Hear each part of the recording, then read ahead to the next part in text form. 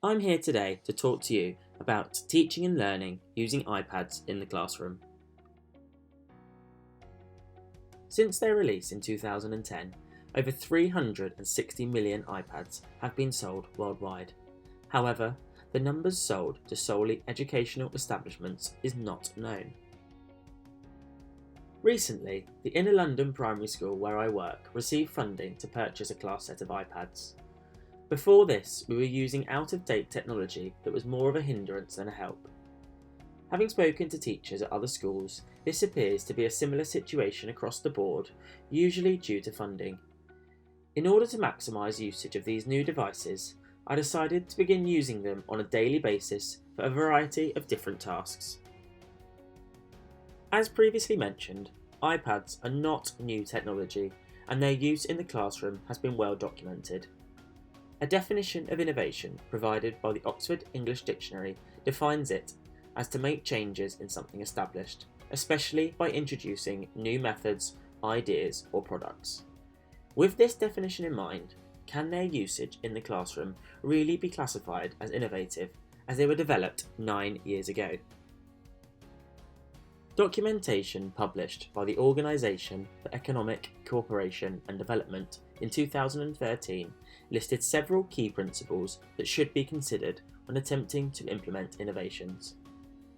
An innovative learning environment should be one that creates student engagement, and through using iPads, learners are able to access a wide range of content that may not traditionally be available. Additionally, the ability to support collaborative and social learning is fundamental, something that using these devices supports due to group work and talk amongst peers.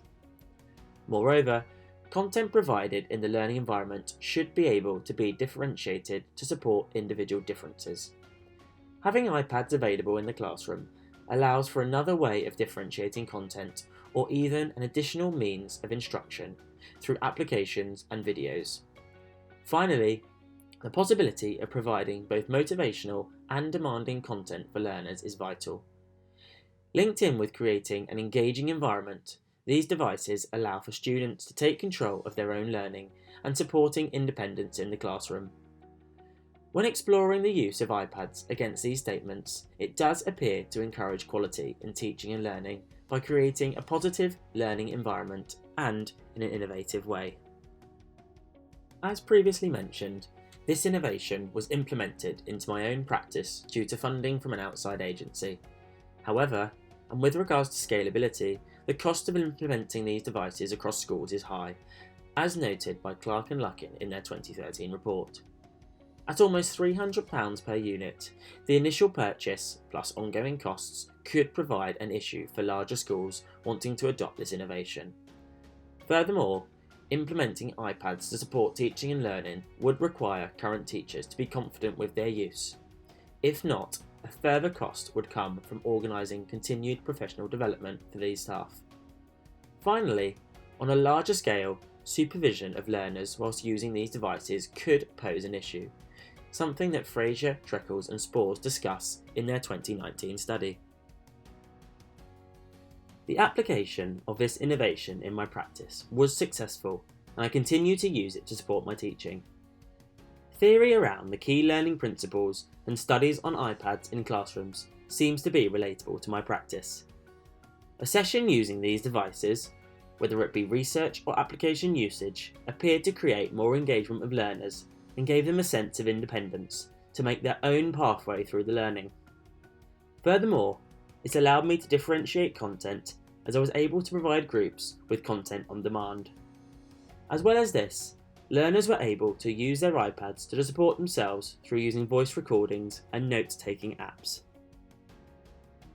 As the devices were readily available to me, the cost of implementing this innovation was minimal in my practice. Additionally, my confidence in using them allowed me to easily adapt my teaching to fit in their usage.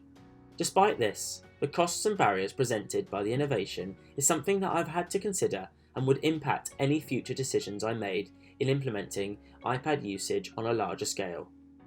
What this procedure has allowed, however, is a platform for me to implement something that I may not have otherwise done, and reflect on the impact it has had on my practice and decisions I make in the classroom.